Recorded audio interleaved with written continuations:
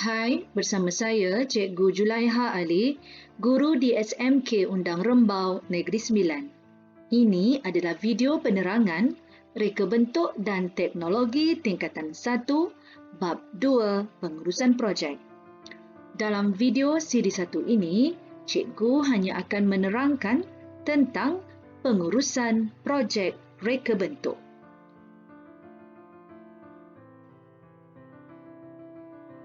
Murid-murid, seandainya pada suatu masa nanti anda dilantik menjadi ketua dalam sesuatu projek, maka anda perlulah menguruskan segala komponen projek dengan baik bagi melaksanakan projek yang diberi.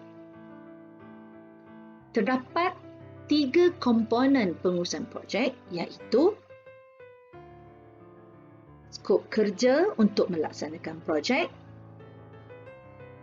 kos untuk melaksanakan projek dan tempoh masa untuk melaksanakan projek.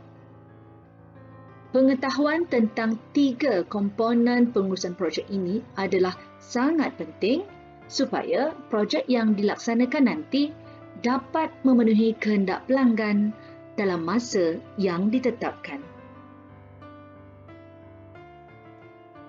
Baiklah murid-murid, sekarang kita akan belajar lebih lanjut tentang pengurusan projek reka bentuk.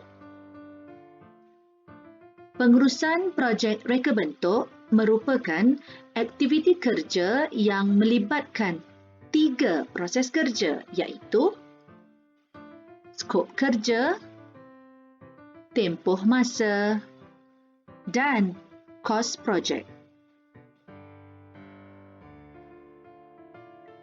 Skop kerja terdiri daripada skop produk dan skop projek.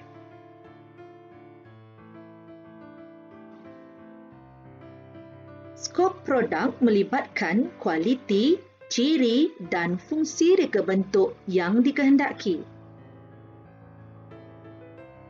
Skop projek pula melibatkan kepimpinan dan pengurusan terhadap masa, bahan, maklumat, ruang dan ahli kumpulan.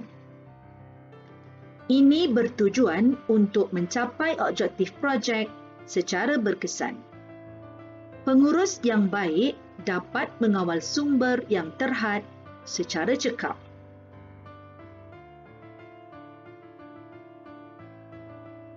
Masa merupakan tempoh yang ditetapkan untuk menyempurnakan sesuatu projek. Jika projek dapat disiapkan dalam tempoh yang telah dipersetujui, ini menggambarkan bahawa pengurusan projek itu sangat baik dan cekap kerana dapat menguruskan masa berdasarkan jadual masa projek tersebut.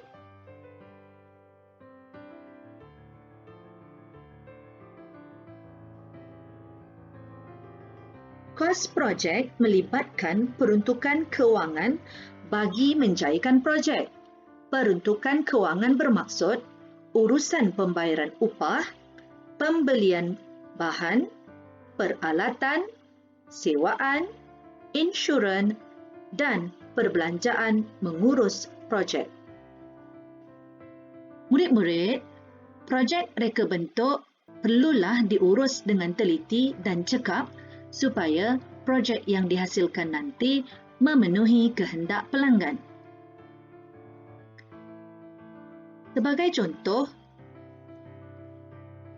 seorang pengurus di sebuah syarikat berasaskan kayu telah menerima tempahan daripada pasangan bakal pengantin untuk menghasilkan cenderahati pada majlis perkahwinan mereka. Sebaik sahaja pengurus projek ini menerima tempahan pelanggan, pengurus projek perlulah merancang aktiviti projek.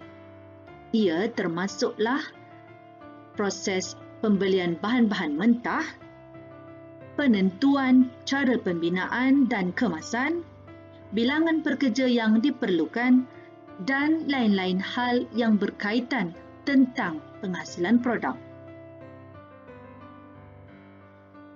Seterusnya,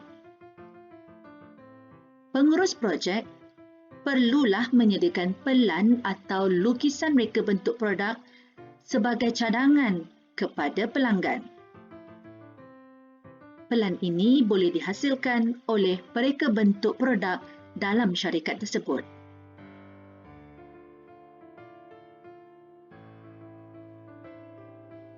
Seterusnya, pengurus produk perlulah menentukan bilangan produk yang akan dihasilkan atau menghasilkan produk mengikut bilangan tempahan pelanggan.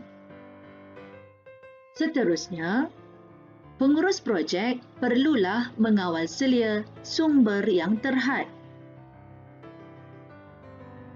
Ia termasuklah tentang penggunaan bahan mentah dalam menghasilkan produk tersebut dan bilangan pekerja yang diperlukan.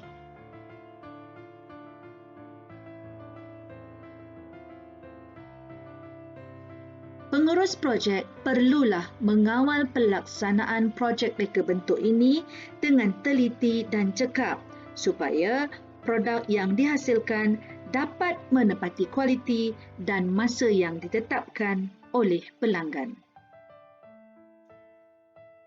Murid-murid, sebagai kesimpulannya, inilah dia 3 komponen pengurusan projek reka bentuk iaitu skop kerja, tempoh masa dan kos projek yang telah diterangkan dalam video ini.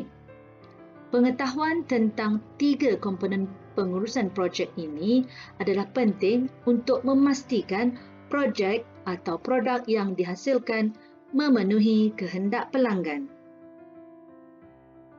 Ulang tonton video ini untuk meningkatkan kefahaman terhadap topik.